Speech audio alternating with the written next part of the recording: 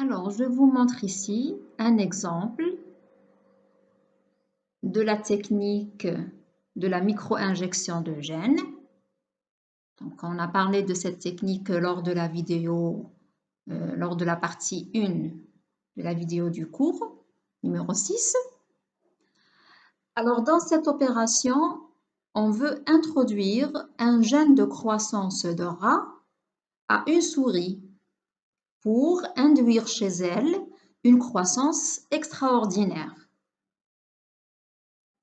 Pour cela, on doit tout d'abord donc prélever les gamètes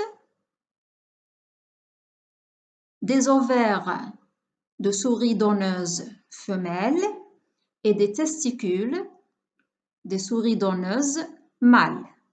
Donc la première étape, c'est l'étape du prélèvement des gamètes. Alors, à partir de l'ovaire in vitro, on va prélever les ovocytes. Et à partir des testicules, in vitro toujours, on va prélever les spermatozoïdes pour avoir donc des gamètes mâles et des gamètes femelles. On procède ensuite in vitro à une fécondation pour obtenir un embryon. Vous avez ici l'embryon, donc le fécondé. Et au niveau de stade d'une cellule avec deux pronucléus, regardez ici, le pronucléus mâle et le pronucléus femelle sont encore individualisés. Ils n'ont pas encore fusionné. À ce niveau-là, on passe à la phase numéro 3, qui est la micro-injection de gènes in vitro. Donc, comme on a vu dans la première vidéo, regardez ici, donc avec la micropipette d'injection, on va transférer la solution d'ADN qui contient le gène d'intérêt. Dans le cas de cet exemple, c'est le gène qui code pour l'hormone de croissance chez le rat.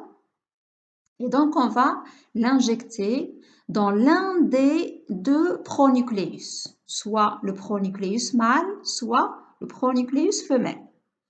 Cependant, le choix le plus souvent pris est d'injecter dans le pronucléus mâle. Il est plus grand, plus visible que le pronucléus femelle et l'opération réussit beaucoup plus avec ce pronucléus. Alors ensuite, après la première phase de division cellulaire, on passe à la phase 4 qui est l'implantation donc de cet embryon qui a commencé à se diviser ou bien de plusieurs embryons. On va implanter l'embryon ou les embryons dans l'utérus de souris porteuses. Donc, on les appelle des souris receveuses, car ces souris vont porter les embryons transgéniques. Alors, regardez ici, vous avez la phase 5, gestation, où il y a développement embryonnaire. Et donc, après la gestation et la mise bas, les bébés souris ou les souriceaux, originaires des œufs fécondés qui avaient intégré le gène de croissance, vont grandir pour devenir des souris avec la taille d'un rat. 10 à 30% des descendants ont le transgène dans leurs cellules. Du coup, ils vont avoir donc la taille 2 fois plus grande que la taille d'une souris normale. Qu'est-ce qu'ils font les scientifiques après? Ils procèdent à des croisements pour avoir une lignée de souris transgéniques, c'est-à-dire ils ne vont pas se contenter des souriceaux obtenus des embryons fécondés, mais on va avoir plus de souriceaux et les nouveaux souriceaux de la lignée, donc les nouveaux souriceaux seront transgéniques et cela prouve que ces souriceaux donc, ont intégré le gène dans leur chromosome. Regardez ici, je vous montre une photo d'une souris normale et d'une souris qui porte le gène intégré, donc de la croissance du rat. Alors regardez, la souris normale, ici vous savez c'est des souris sœurs, c'est des souris sœurs et une à la taille normale d'une souris, 29 grammes, mais l'autre, elle a la taille d'un rat. Regardez, elle a 44 grammes.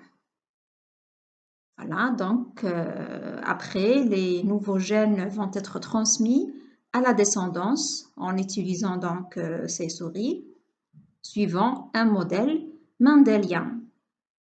Cela donc va prouver que les souriceaux ici ont intégré donc le nouveau gène dans leur chromosome.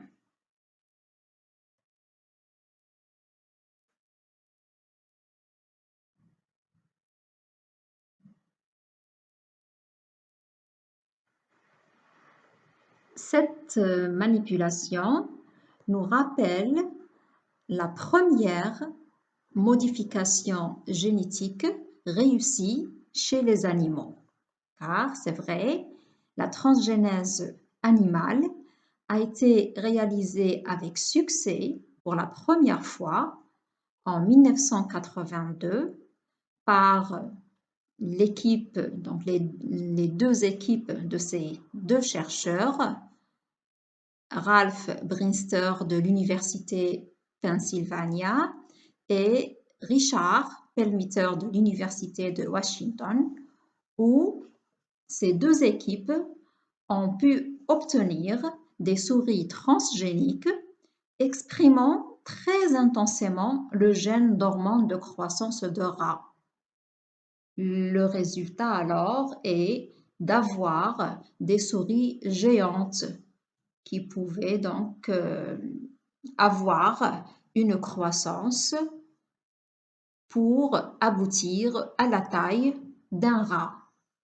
Ceci donc a montré pour la première fois que le gène qui a été donc transféré chez ces souris a fonctionné chez l'hôte, chez la souris, et a modifié significativement sa physiologie.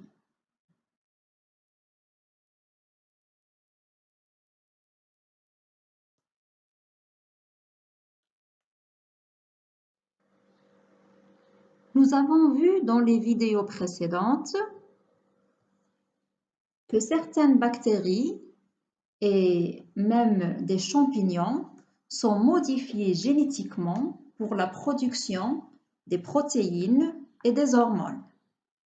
Cependant, de nombreuses protéines humaines complexes ne peuvent être produites adéquatement par les bactéries ou les champignons.